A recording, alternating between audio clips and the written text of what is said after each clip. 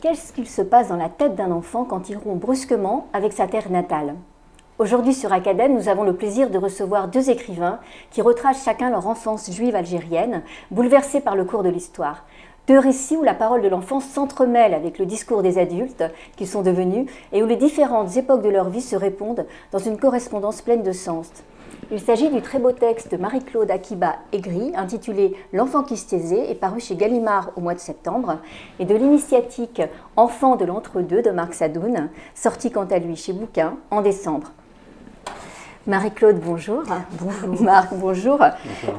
Alors, vos deux textes sont avant tout deux histoires de rupture avec la terre natale, de rupture enfant.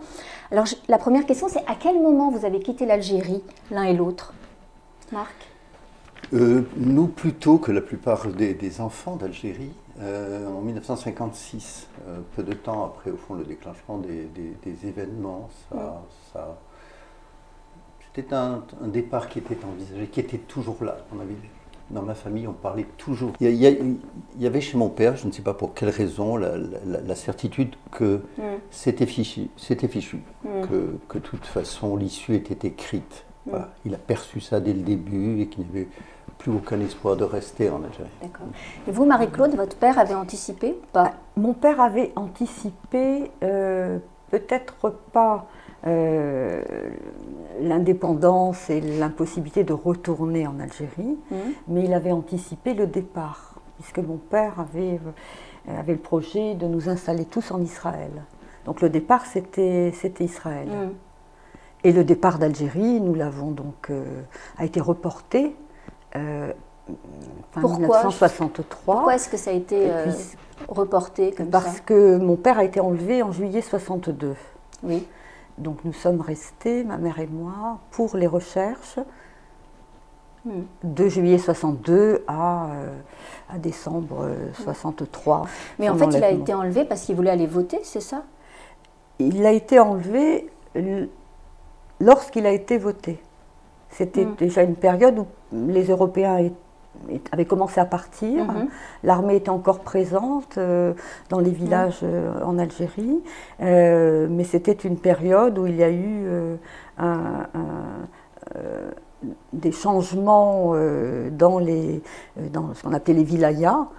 Et mon père s'est retrouvé au milieu de tout ce chaos. Oui, que j'explique un peu dans le récit. D'une rivalité entre deux voilà, wilayas. Entre différentes factions. Oui. Ce qui frappe aussi, c'est que quand vous décrivez les lieux de votre enfance, c'est l'idée de séparation entre les communautés. Est-ce que vous pouvez nous en dire plus? L'Algérie, pour moi, enfin, en vous lisant, c'est vraiment cette idée de séparation. On ne se mélangeait pas. Est-ce que c'était... On ne se mélangeait pas. On ne se mélangeait pas, très peu à l'école, parce qu'au fond, il y avait très peu d'enfants arabes à l'école. Moi, j'en avais quelques-uns, dont un ami qui était l'un des meilleurs de la classe, qui n'était pas mon cas à ce moment-là. Et les endroits dans lesquels on vivait n'étaient pas mélangés, ce n'était pas mixte. Voilà. Moi, c'était très particulier parce que nous vivions dans les immeubles en Algérie sont des immeubles qui n'ont qu'un étage. Au-dessus du premier étage, il y a des familles juives côte à côte dans un immeuble dont le propriétaire était arabe. Ma grand-mère, elle, vivait dans un immeuble qui était entièrement juif, mais qui côtoyait la ville arabe. On n'était pas séparés géographiquement. On ne se fréquentait pas. On ne se fréquentait pas. On vivait côte à côte, mais on se côtoyait. On ne se fréquente pas. Et chacun chez soi. Oui, cette expression qui revenait, chacun chez soi. La frontière était beaucoup dans les têtes. C'est-à-dire qu'il y avait des limites à ne pas dépasser. Enfin, et c'était, je pense, entendu des deux côtés. Et avec la communauté catholique, vous avez ressenti l'antisémitisme ou pas? Oui. Oui, oui, l'antisémitisme était violent, il c'était présent. Tlemcen, hein, c'est ça? Oui, c'était Tlemcen. C'était Tlemcen, pas loin de la frontière marocaine. En tout cas, il y avait un antisémitisme qui était très, très, très présent, qu'on ressentait moins, à mon sens, avec les Arabes, peut-être parce que les relations y étaient plus épisodiques. Mais enfin, moi, mon livre s'appelle L'enfant de l'entre-deux. On peut dire que les Juifs étaient dans un entre-deux. Ils étaient dans un entre-deux, entre les Arabes d'un côté, et puis ceux qu'on appelait les Français. C'est-à-dire, et ainsi, dire que nous étions entre les Français et les Arabes, c'était aussi dire que nous n'avions pas de nom. Au fond, comment nous désigner? On nous a parfois appelés les pieds noirs ensuite, mais personne ne se désignait comme tel. Nous n'étions pas des pieds noirs, nous n'avions au fond pas grand-chose à voir avec eux. Nous n'étions pas des Israélites qu'on pouvait qualifier les Juifs de France à ce moment-là. Nous étions des Juifs, sans doute, différents des Français et Français en même temps. Et c'est ça, sans doute, qui faisait la particularité de cette communauté, enfin de cette population. Vous avez dit algérienne tout à l'heure, on ne dirait jamais algérien. On dit les Tunisiens, les Tunes, les Marocains. Et quand on parle aujourd'hui des Juifs d'Algérie, on ne dit pas les Algériens. On ne se qualifierait pas ainsi. On les désigne par leur ville, algérois, oranais, etc. Voilà, disons d'Algérie. Mais comment pouvait-on nous désigner? Comment se désignait-on nous-mêmes? C'était très compliqué. C'est ça l'entre-deux aussi. Oui, vos deux récits sont des récits d'identité aussi, bien sûr. Et alors l'autre point commun, c'est que vous embarquez aussi vos lecteurs dans des souvenirs d'une grande sensualité. Alors votre Algérie, l'Algérie de vos enfants, c'est marqué par des odeurs, des saveurs. Alors vous pouvez nous en parler? Enfin moi je sais que vos récits d'enfance, en tout cas Marie-Claude, c'est le vent, les épices, le canoun, les poivrons grillés. Et donc, c'est lié à l'enfance, aux souvenirs d'enfance. C'est tout un univers, hein. C'est effectivement cette mémoire sensorielle qui est peut-être plus présente dans la mémoire de la petite enfance. Hein, c'est ce sensoriel-là qui n'y a pas encore de mémoire construite. Et ce sensoriel-là est très présent. Alors, il est très présent et peut-être que c'est le fil qui a continué à arriver en France. C'est-à-dire que la porte de l'Algérie s'est fermée. Hein, ma famille, pour moi, ils se disaient français.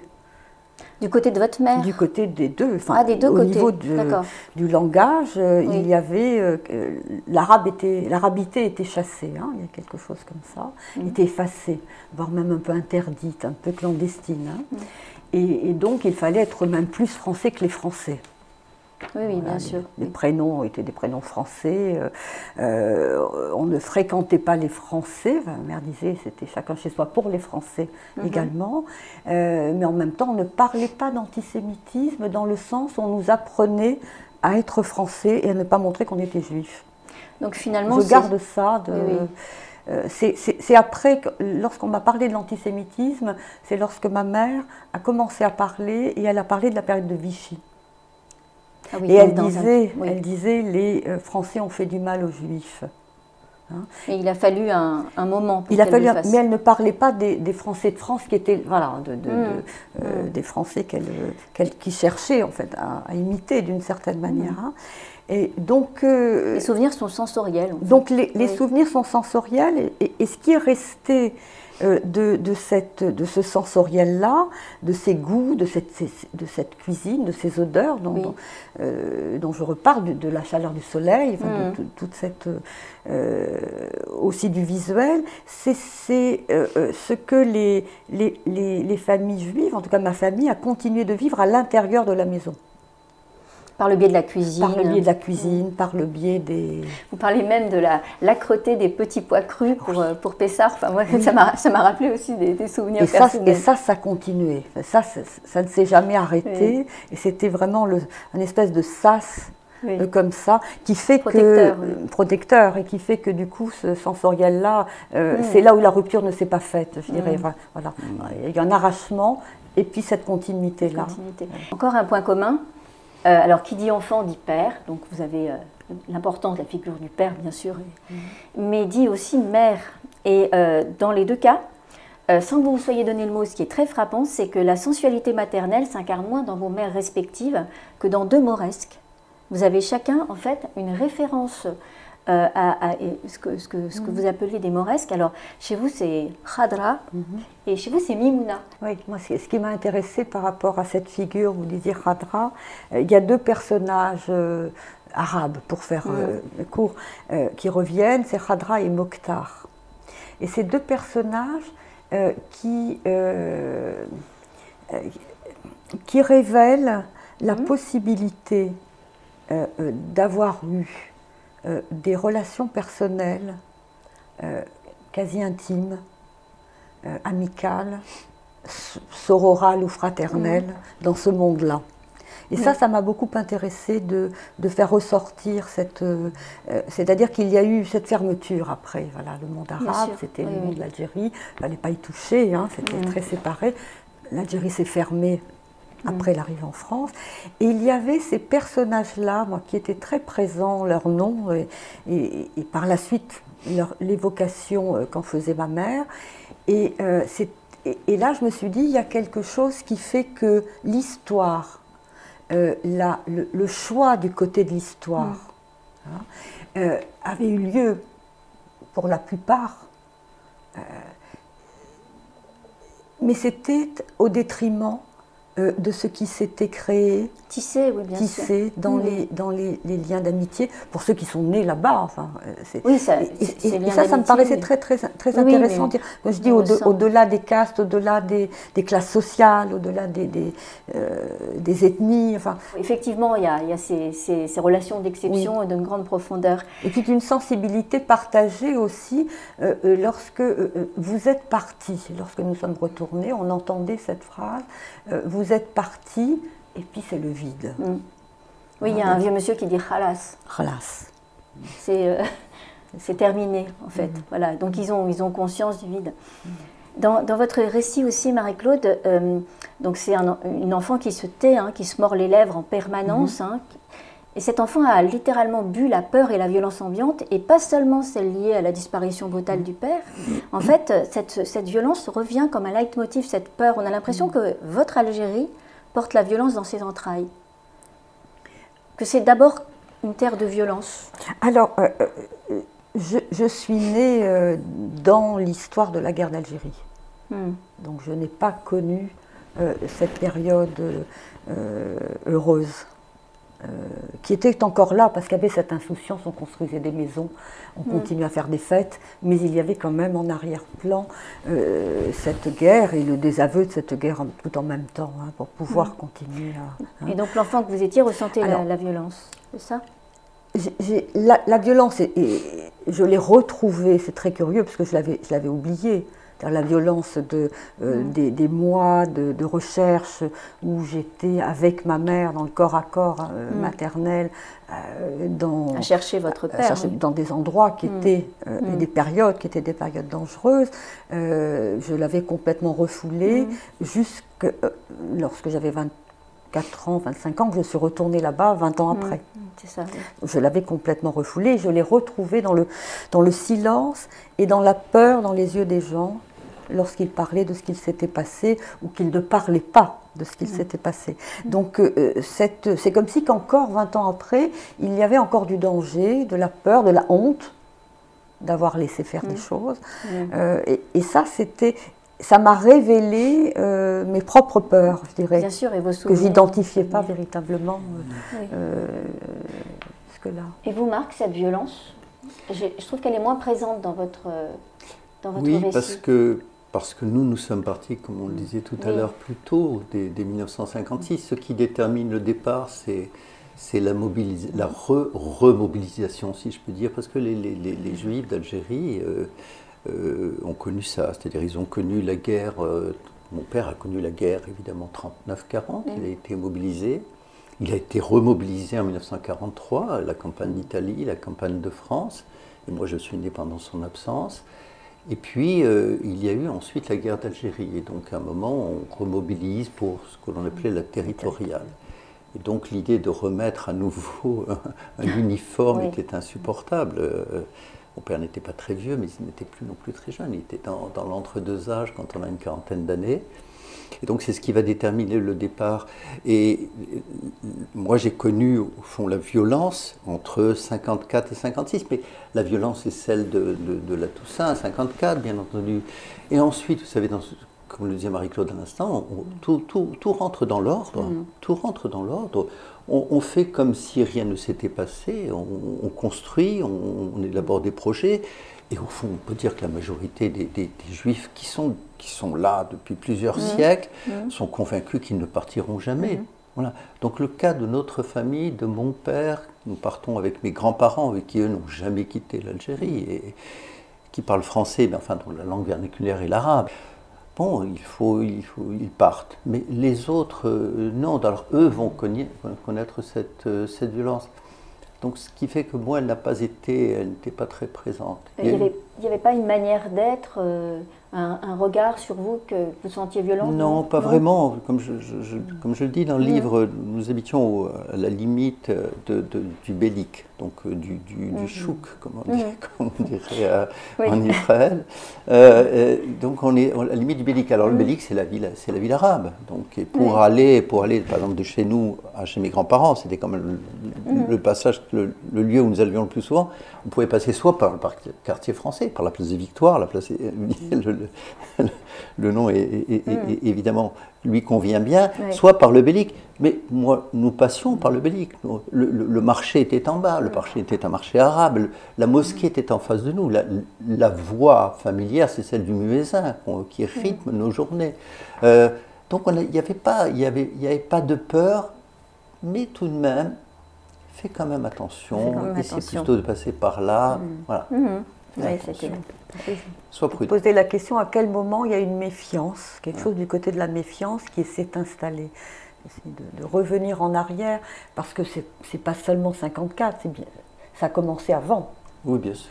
Et je pense qu'à un moment, effectivement, après la guerre 39-45, je crois, il y a eu une frontière de méfiance qui n'avait peut-être pas eu lieu avant.